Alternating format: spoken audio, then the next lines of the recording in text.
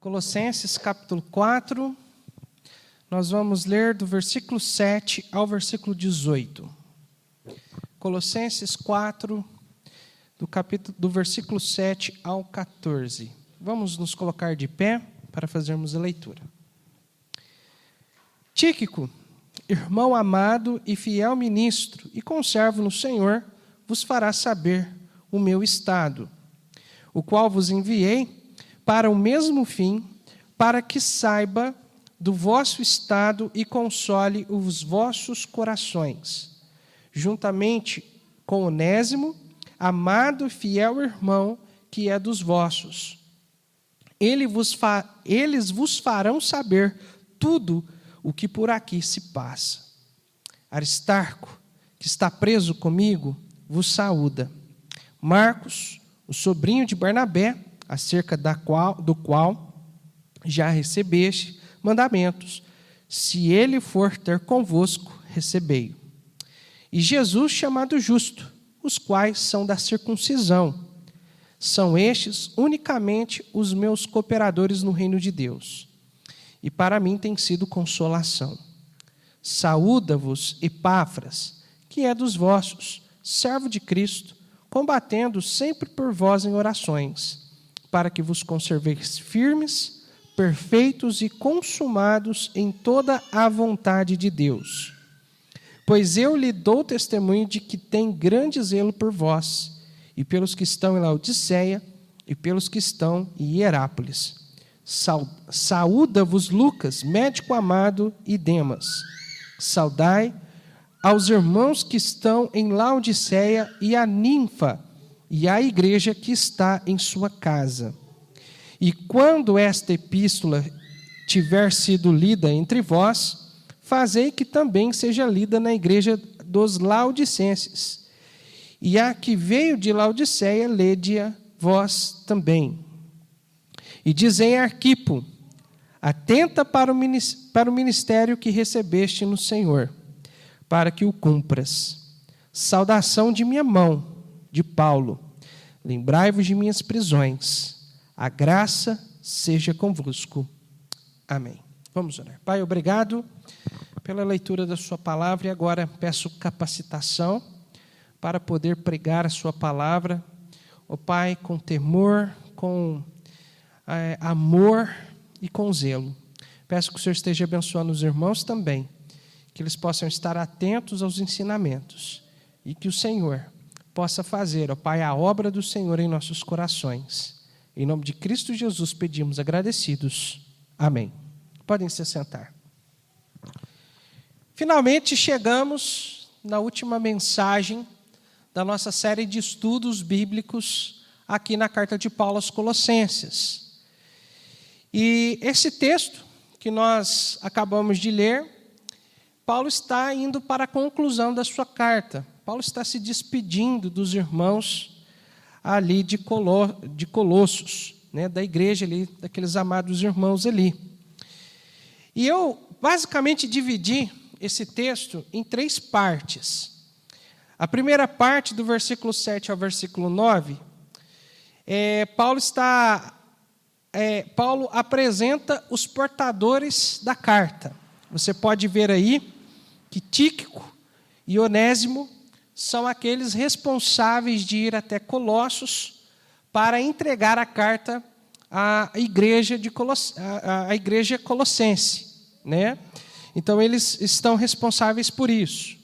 Dos versículos 10 a 14, Paulo está mandando lembranças, né, à igreja de pessoas que estão trabalhando com ele. Ele está falando, fulano aqui está te mandando um abraço, o outro fulano aqui está te mandando outro forte abraço. E a última parte, do versículo 15 a 18, Paulo está mandando lembranças àqueles que estão ali na igreja de Colossos. E nós podemos observar várias pessoas sendo citadas aqui. E desses personagens citados aqui, Paulo ele está mandando... desses personagens aqui que mencionados por Paulo, nós encontramos alguns personagens muito interessantes aqui. Veja comigo alguns deles aí. No versículo 7, Paulo fala sobre Tíquico.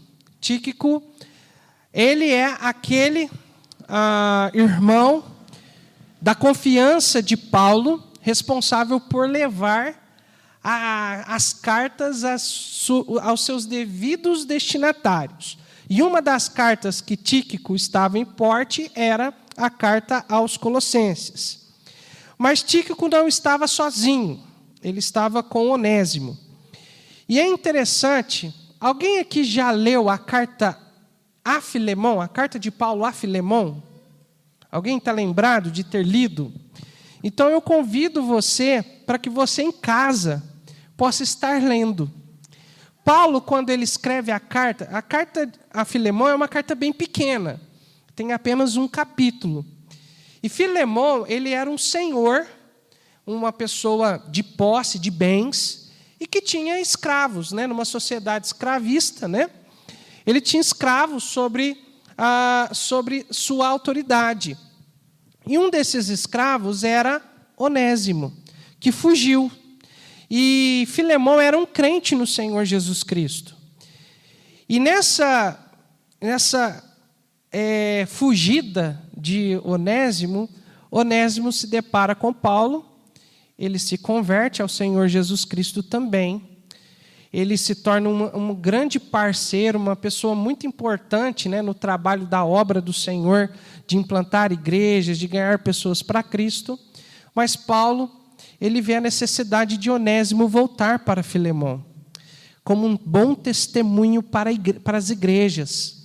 E então Paulo orienta, né, Onésimo de voltar para o seu Senhor. Então Onésimo, ele está acompanhando Tíquico, mas ele tem um objetivo. Não era apenas acompanhar Tíquico, ele está voltando para o seu Senhor, para Filemão.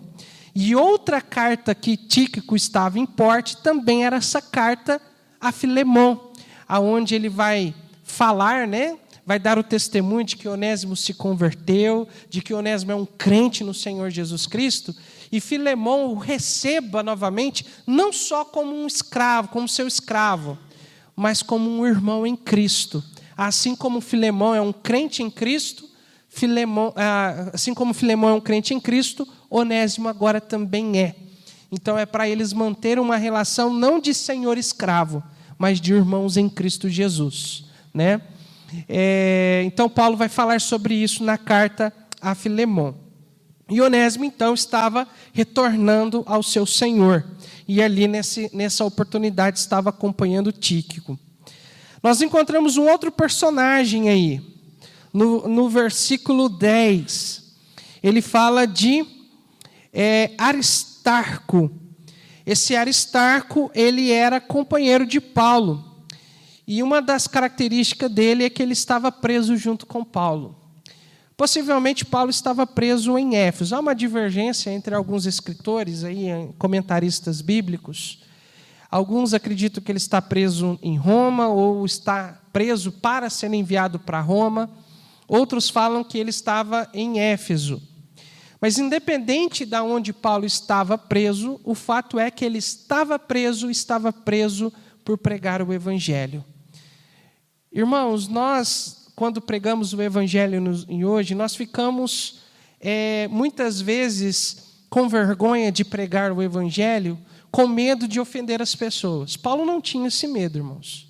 Porque Paulo, ele diz lá em Romanos, capítulo 1, versículo 16, que ele não se envergonhava do Evangelho, pois o Evangelho é o poder de Deus para a salvação de todo aquele que crê. Todos precisam ouvir do Evangelho. Então, ele não se envergonhava. Ele não tinha medo de falar do Evangelho, de ofender ninguém, porque o Evangelho não ofende, o Evangelho ele salva. Amém, irmãos? Ele é o poder de Deus para salvar. E nessas pregações de Paulo, ele enfrentava opositores ao Evangelho. Não eram opositores de Paulo, eram opositores da verdade, opositores do Evangelho do Senhor Jesus Cristo. Pessoas que eram inimigos, conforme Paulo diz, inimigos da cruz de Cristo.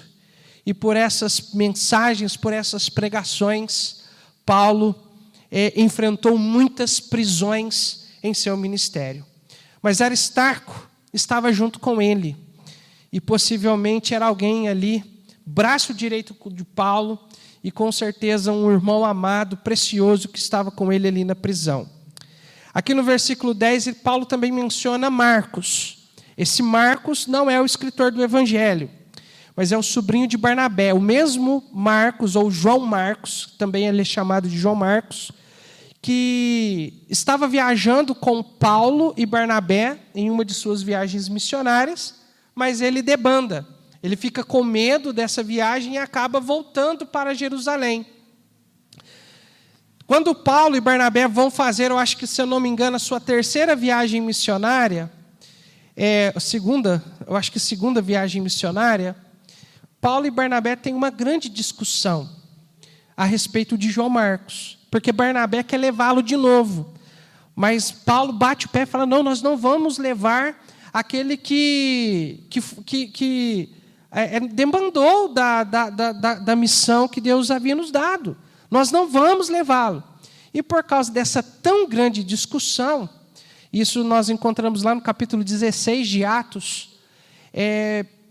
Paulo e Barnabé decidem romper, e Barnabé pega João Marcos, vão para um lado pregar o evangelho, Paulo pega Silas e eles vão para outro lado, até que Paulo chega à Macedônia.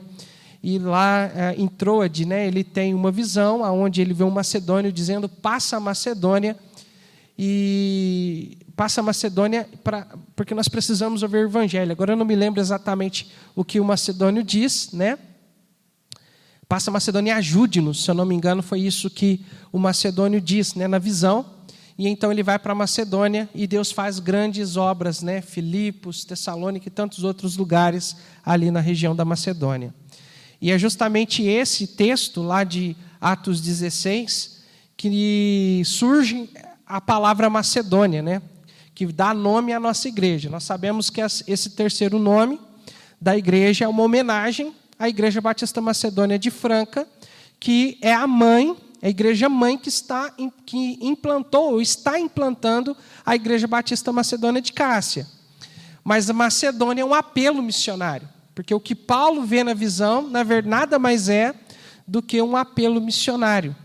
Então, Macedônia, no nome da Igreja Batista Macedônia, é um apelo a missões, para que nós não possamos esquecer da nossa grande responsabilidade de ir por todo mundo e pregar o Evangelho. Amém, irmãos? Então,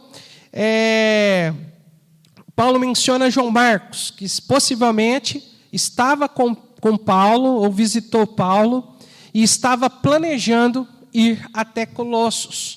E então Paulo recomenda João Marcos.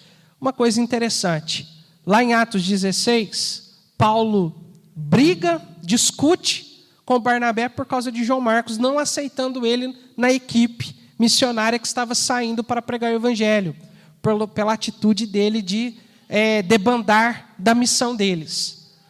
Mas aqui Paulo não somente mostra a maturidade, perdoando João Marcos, como mostrando também, irmãos, que ele mudou de opinião e agora está recomendando João Marcos à igreja de Colossos. Então, isso mostra a maturidade da parte de Paulo.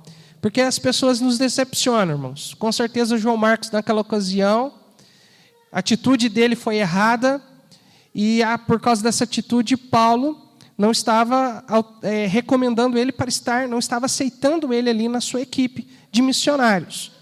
Mas agora Paulo, ele entende que João Marcos possivelmente se arrependeu de verdade e agora está recomendando, João Marcos, naquela ocasião, decepcionou Paulo, assim como qualquer pessoa pode nos decepcionar. Mas nós precisamos ter maturidade em Cristo Jesus para aprender a perdoar as pessoas. Amém, irmãos? Então é isso que mostra o texto para nós. Ele menciona uma outra pessoa, Jesus o Justo. Esse Jesus o Justo aqui não é Jesus Cristo, porque o nome Jesus, naquela época, era um nome comum, assim como Pedro, Paulo, assim como José, Maria, nos dias de hoje, Jesus também era um nome muito comum. E esse aqui é um judeu também, que era um judeu convertido e companheiro de Paulo, também na obra missionária. E tanto Aristarco, Marcos e Jesus aqui, esses três eram judeus e companheiros de Paulo na sua missão, na sua obra. Ele menciona aqui também Epáfras, no versículo 12. Saúda-vos, Epáfras, que é dos vossos. De acordo com as minhas pesquisas, esse Epáfras, ele é alguém muito especial para aquela igreja. Veja a atitude de Epáfras, ou o sentimento de Epáfras, a atitude dele para com a igreja em Colossos. Veja comigo aí no versículo 12. Saúda-vos, Epáfras, que é dos vossos, servo de Cristo. Possivelmente ele era um pastor, tá? Um servo de Cristo, um pastor, um diácono, mas possivelmente um pastor. Combatendo por vós em orações, para que vos conserveis firmes, perfeitos e consumados em toda a vontade de Deus. Pois eu lhe dou testemunho de que tem grande zelo por vós, e pelos que estão em Laodiceia, e pelos que estão em Hierápolis. Pelo que Paulo registra aqui para nós, irmãos, possivelmente Epáfras, ele não somente era pastor, mas ele era pastor da igreja de Colossos. E quando menciona esse zelo, não somente pela igreja de Colossos, mas também pela igreja de Laodiceia e de Hierápolis, possivelmente essas duas congregações eram de responsabilidade da igreja de Colossos, assim como, por exemplo, Cássia e Ibiraci. No caso de Cássia foi, e de Ibiraci ainda é responsabilidade da Igreja Batista Macedônia de Franca. Tá? A mesma ideia, o mesmo princípio. Tá? Então, esse Epáfras era pastor daquela igreja, ele menciona Epáfras. Ele também menciona no versículo 14, Lucas e Demas. Lucas, irmãos, aqui, é o médico amado, companheiro inseparável de Paulo em suas viagens missionárias. Lucas, ele não era hebreu, ele não era judeu, ele era um grego. Ele era um grego convertido ao cristianismo, um irmão em Cristo. E é interessante que mesmo ele não sendo um apóstolo, irmã Gilda, mesmo ele não sendo um judeu, Deus o incumbiu de escrever 2 livros na Bíblia. Ele escreveu o Evangelho de Lucas e ele escreveu também o livro de Atos, esses 2 livros. Tá? Então, a Lucas tem uma grande importância na obra do Senhor. E ele também menciona Demas. Ele não fala nada sobre Demas aqui, mas esse Demas é o mesmo que Paulo menciona lá em 2 Timóteo, aquele Demas que naufragou na fé. Lá em 2 Timóteo fala que Demas decidiu amar o mundo, as coisas do mundo, e abandonou Paulo. Então, quando ele menciona Demas aqui, isso ainda não tinha acontecido, porque 2 Timóteo foi, se eu não me engano, uma das últimas, se não a última carta que Paulo escreveu. Paulo já era idoso quando ele escreveu 2 Timóteo. E aqui Demas ainda não tinha debandado da fé, ainda não tinha naufragado na fé. E talvez esse silêncio de Paulo justamente seja uma incógnita aí. Talvez Paulo não tinha tanta confiança e tinha temor pelo testemunho de Demas, de que ele não era uma pessoa tão fiel ao Senhor assim. Né? Infelizmente, hoje nós encontramos muitos crentes desse jeito. Crentes que frequentam os cultos, crentes que estão nas programações, mas que não têm um real relacionamento com o Senhor Jesus Cristo. Né?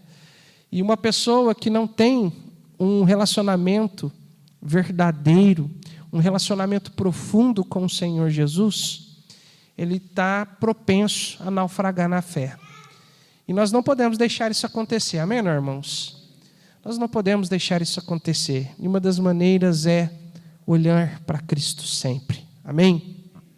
Ele menciona também ninfa. E aqui eu quero dar um destaque especial à ninfa. Nós não sabemos se é a ninfa ou o ninfa. Apesar que ele fala assim, e a ninfa, né? Mas no sentido da pessoa. Nós não sabemos se é um homem ou se é uma mulher. Mas existe um fato aqui muito importante. Ninfa abriu a porta da sua casa para que a igreja de Tessalônica, de Laodiceia, a igreja de Laodiceia reunisse na sua casa. Possivelmente Ninfa era um homem, chefe, né, uma pessoa até de posse, de bens, que estava sendo usado por Deus para sustentar a obra de Deus. Irmãos, Deus ele usa pessoas. E Deus usa pessoas em diversas áreas. E certamente Deus levanta pessoas para que possam contribuir de uma forma para que haja sustento da obra de Deus. Nós temos aí os dízimos e ofertas, que é para uso exclusivo das despesas da igreja. E todo crente em Cristo Jesus, que ama o Senhor e obedece ao Senhor, precisa cumprir esta ordem do Senhor. Amém, irmãos? Precisa contribuir. O crente em Cristo, ele não pode ser um crente apegado às coisas materiais, apegado aos bens, né? Querendo acumular e negligenciando dar. Mas a Bíblia diz que é mais bem-aventurado dar do que receber. E o crente em Cristo, ele entende isso. O crente cheio do Espírito Santo é alguém generoso, que contribui para a obra de Deus, para o sustento da obra de Deus. Ele não é apegado às coisas materiais. E com certeza Ninfa era uma pessoa usada por Deus para manter a obra do Senhor, para manter a igreja ali na sua cidade, e para isso ele abriu as portas da sua casa para que a igreja pudesse se reunir ali. E com certeza Ninfa, quando se encontrou com o seu Senhor, ele foi premiado, presenteado, no caso, galardoado por essa atitude. Amém, irmãos? Porque não tem nada que nós fazemos para Deus, não tem nada que seja em vão. Nada é em vão. 1 Coríntios, capítulo 15, versículo 58, diz: sede firmes e constantes, sempre abundantes na obra do Senhor, sabendo que o vosso trabalho, diz alguém, não é vão no Senhor. Amém, irmãos? Nada que fazemos para Deus é em vão. E por último, ele menciona Arquipo. E Arquipo, irmãos, ele era membro da igreja em Colossos. Possivelmente um pastor. E é interessante que Paulo traz uma advertência, uma orientação especial para ele. Veja comigo no versículo 17. E dizei a Arquipo: atenta para o ministério que recebeste no Senhor, para que o cumpras.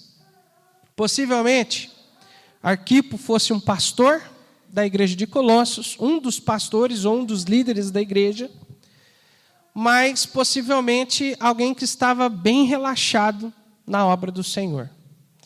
E então Paulo, cheio do Espírito Santo, manda essa advertência especial para ele. Fala para Arquipo, que Deus mandou falar para ele, ficar mais esperto com as coisas de Deus, mais zeloso, mais atento, para cumprir com excelência a obra, o ministério que Deus o confiou. Então é isso que Paulo está dizendo. E no versículo 18, Paulo ele faz o encerramento da sua carta.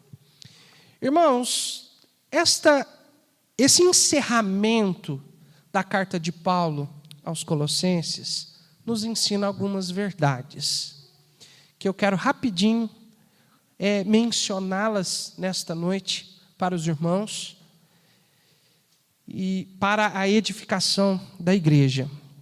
A primeira verdade que esse texto nos ensina é que Deus usa pessoas para realizar a sua obra. Irmãos, a obra de Deus é grandiosa, é maravilhosa. Deus poderia usar anjos para levar a mensagem. Deus poderia usar né, qualquer outro ser, né, para levar a preciosa mensagem, mas ele nos incumbiu desta grande responsabilidade. Irmãos, Deus, em sua infinita sabedoria, decidiu usar pessoas em sua obra, pessoas redimidas, lavadas pelo sangue de Cristo, que colocaram as suas vidas à disposição de Deus. E louvado seja Deus por essas pessoas que Deus usou e continua usando na sua obra. O que seria de nós se essas pessoas não quisessem ser usadas? Olha para a Bíblia, olhando para a Bíblia, irmãos, nós podemos mencionar o próprio apóstolo Paulo, que foi grandemente usado por Deus para estabelecer os pilares da fé cristã, e não somente isto, como se isso não já fosse uma coisa grandiosa, mas Paulo foi usado para implantar várias igrejas. E quantas pessoas Paulo alcançou, seja diretamente ou indiretamente, através do seu ministério, através de pastores, de obreiros, de irmãos que Paulo ganhou para Jesus. Isso porque Paulo se colocou à disposição de Deus para ser usado, né? E quantos irmãos em Cristo colocaram a sua vida à disposição e acabaram sendo usados por Deus. A história fala de grandes homens que colocaram suas vidas à disposição de Deus para serem usados. Jonathan Edwards, D.L. Moody. Quem mais que eu poderia dizer aqui, mencionar de heróis da fé, aqui do século 17, 18? Spurgeon. Quantos homens? William Carey, que foi usado para pregar o evangelho na Índia. E tantos outros homens. Mas nós não precisamos ir tão longe. Basta nós olharmos um pouquinho só para trás. E olhar, por exemplo, pastor Jaime Rose, pastor Roberto Smith, Philip Allen, Roberto Nichols, Roberto Doolittle, George Eustis.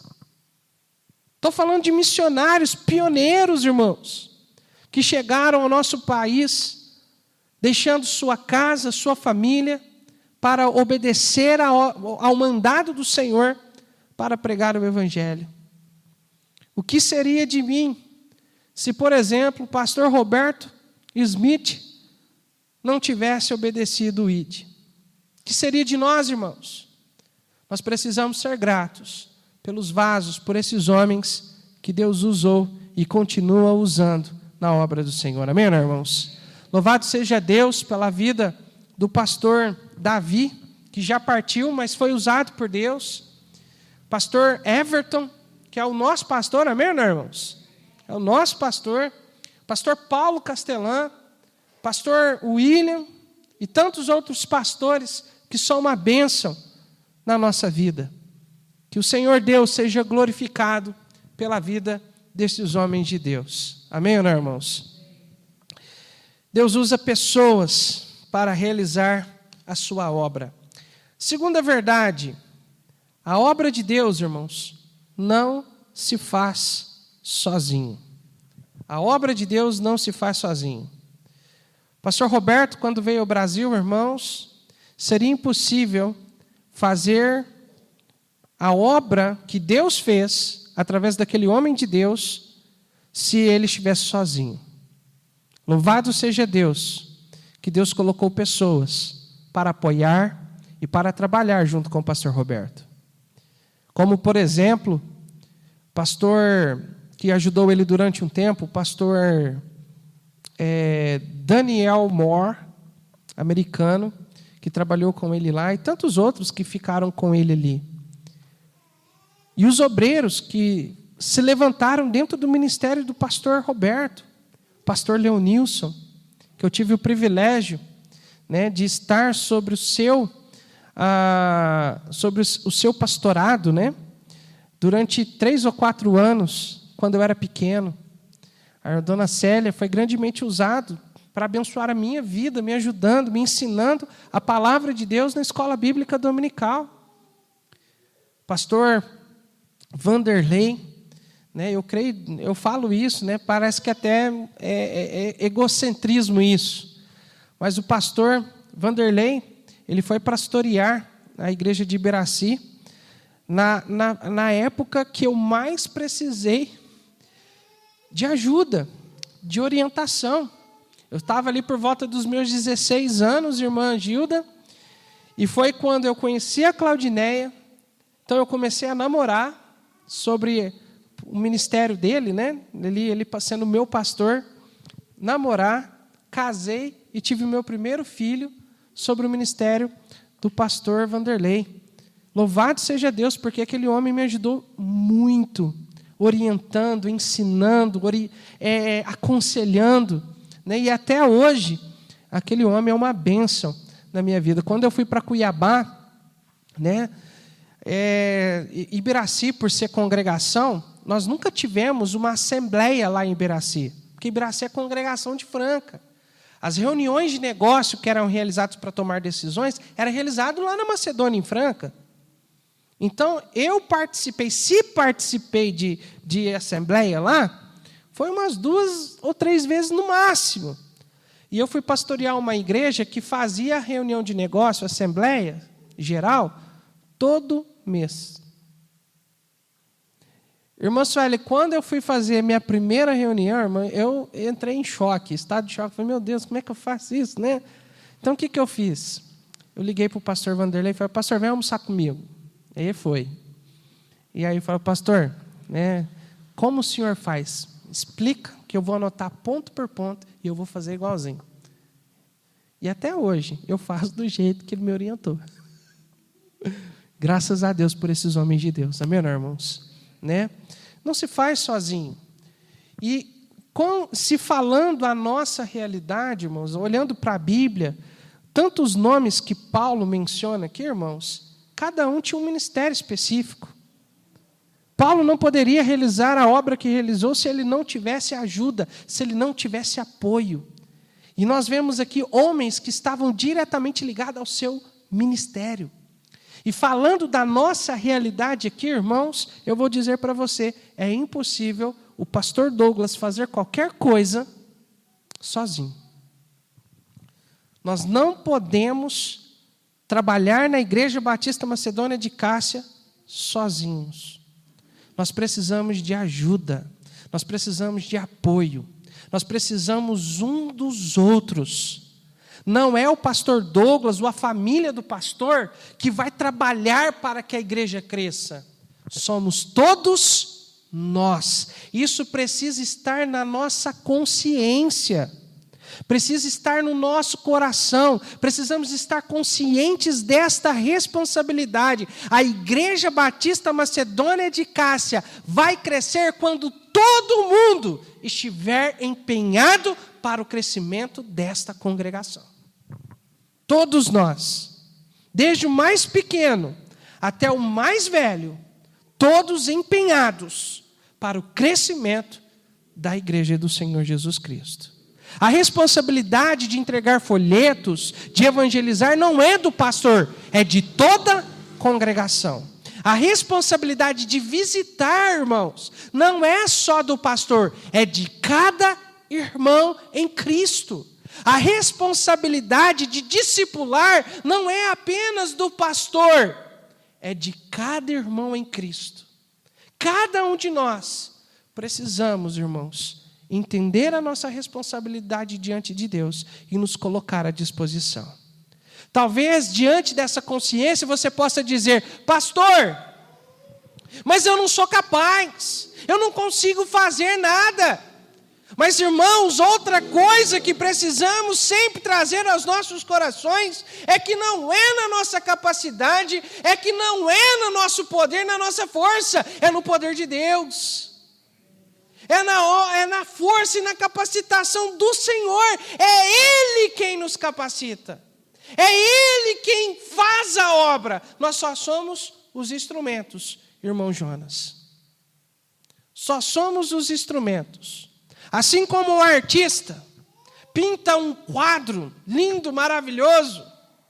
Deus, Ele é esse artista. E nós somos as tintas e o pincel que Deus usa. Basta-nos colocar à disposição de Deus. E Ele vai nos usarmos. Mesmo diante das nossas limitações, mesmo diante das nossas fraquezas, irmã Angelina, Deus vai nos usar. Mas nós precisamos nos colocar à disposição de Deus para sermos usados. Com certeza, nem todos aqui serão pastores. Com certeza, nem todas as irmãs serão professoras na escola bíblica dominical. Mas, irmãos, Deus está trabalhando no coração e na vida de cada um de nós. Está trabalhando. Trabalhando. E Deus vai colocar no seu coração aquilo que Deus quer que você faça. Talvez um ministério. Talvez Deus não vai te dar um ministério na igreja. Alguém certa vez disse que manter o seu banco, o seu lugar no banco da igreja ocupado em si, já é um ministério. Já é um ministério. Nós precisamos, irmãos, procurar nos manter fiéis ao Senhor. Porque Deus usa, irmãos, aqueles que estão com seu coração cheio da palavra, aqueles que estão vivendo em oração. Deus vai usar aqueles, irmãos, que estão trabalhando, seja nas pequenas coisas. Deus vai usar aqueles que têm o desejo e já estão procurando fazer alguma coisa. Deus não usa ninguém que está parado. Interessante. É muito interessante as coisas de Deus. Quando Deus manda esperar na Bíblia, Deus não nos manda esperar parados, sentados de braço cruzado. Ele quer que nós esperamos trabalhando. Quando o Senhor Deus virou para a igreja, com aqueles 120 discípulos, quando Ele falou, olha, aguardem a promessa do Espírito Santo. Eles esperaram um tempo. Mas é interessante, irmão Beto, que eles não estavam parados. Eles estavam se reunindo todos os dias para orar, para pedir ao Senhor que cumprisse a promessa o mais rápido possível. Até que chegou Atos 2. E a promessa se cumpriu. E todos foram cheios do Espírito Santo. Deus vai nos usar quando nós nos esvaziarmos de nós mesmos e colocarmos e sermos controlados pelo Espírito Santo. Quando nós colocarmos Deus, de fato, como prioridade nas nossas vidas. Amém, não, irmãos? Então, irmãos, outra verdade. Deus quer usar você. Deus quer usar a mim. Deus quer usar cada um de nós. E para encerrar, eu pergunto: você está disponível para Deus? Você está se colocando à disposição de Deus para que Ele possa te usar? Que nós possamos sair daqui nessa noite com isso nos nossos corações. Irmãos, cada culto, cada mensagem, cada pregação, cada estudo, Deus está trabalhando em nossos corações para fazer de cada um de nós servos úteis a Ele. O nosso tempo aqui na terra não é um tempo de descanso, é um tempo de trabalho. Precisamos estar trabalhando na obra de Deus. Por isso que se chama obra. Nós estamos construindo uma casa, uma obra. Eu pergunto, a casa vai se levantar sozinha? Se eu e o pedreiro, Beto, chegarmos lá, cruzar os braços, a casa vai levantar? Não. Todo dia a gente precisa chegar lá e literalmente colocar a mão na massa para levantar aquela casa. Aquela casa só chegou aonde está hoje, no ponto de bater a laje, de cobrir, porque todos os dias nós estávamos ali trabalhando, colocando tijolo sobre tijolo, para que a casa chegasse lá. De uma forma semelhante, irmãos, a obra de Deus não se faz sozinho. Deus, Ele quer usar a cada um de nós, seja na escola bíblica dominical, seja cantando os cultos, tocando música, instrumentos, dirigindo a música, limpando o salão, evangelizando, batendo de porta em porta, falando, dando discipulado. Irmãos, a obra do Senhor é grande. Mateus 9, Jesus disse, olha, a ceifa realmente grande, então é impossível fazer sozinho. Tem várias opções. Deus quer te usar. Se coloque à disposição para que Ele te use. E quando Deus estiver usando todos nós, pode ter certeza, essa igreja vai crescer. Vai crescer espiritualmente, vai crescer numericamente.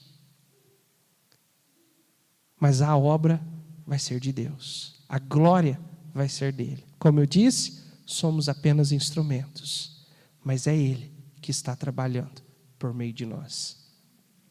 Essa semana, vou falar isso e nós já vamos encerrar. Essa semana, ouvindo a BBN, eu escutei um pregador trazendo um estudo bíblico. Eu escutei o pregador falando a respeito de avivamento. A necessidade da Igreja de Cristo experimentar um avivamento espiritual.